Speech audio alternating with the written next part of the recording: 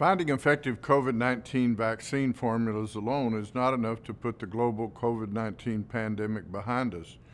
And that's why the Texas A&M University system is helping with the mass production of 2 additional COVID-19 vaccine candidates at the request of the federal government. So today I'm at the National Center for Therapeutics Manufacturing on the College Station campus, where a dedicated team of A&M scientists have worked nearly nonstop for months, training workers on the biomanufacturing basics needed to produce our COVID-19 vaccine candidates. With just 4 instructors and a handful of support staff, we've trained more than 200 new hires and employees of Fujifilm Diosynth Biotechnologies Texas, our biomanufacturing subcontractor. At least one of the vaccine candidates these A&M scientists are helping with might soon be approved for use in the United States and around the world. How we quantify our cells, see how many cells we have in a cell culture, and then see how many of them are alive, see what percentage of them are viable. The Rocking motion provides exchange of gases, exchange of oxygen and carbon dioxide. Carbon dioxide is really important to maintain pH of the media. The cells are broken down because a lot of biologics are produced intracellularly, means inside the cells. So in order to obtain the biologics, we need to break open the cells. We're basically trying to purify our product or our vaccine from all of the other impurities that were produced upstream of the process. The NCTM is part of the Texas A&M Engineering Experiment Station. The employee training is arranged through the Center for Innovation in Advanced Manufacturing here in College Station, which is a Texas A&M program stood up in 2012 for just this kind of pandemic.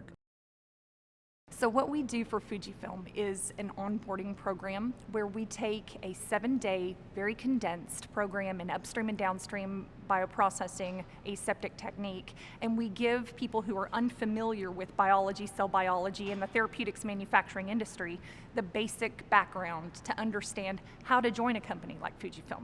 And so we get them about 75% of the way there, and then Fujifilm will train them on their own proprietary processes.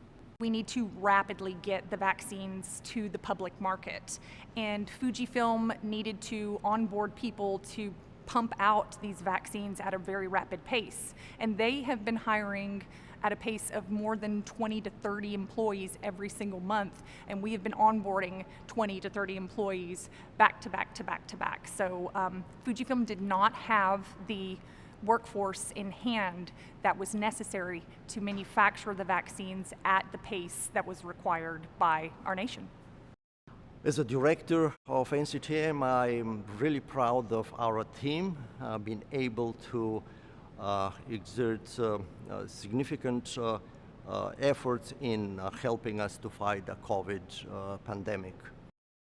We started in August, and from August until November, we basically had no breaks. And then we had a small break, and then we've fortunately gotten a little bit of a reprieve here and there. But we actually just came off of back-to-back training.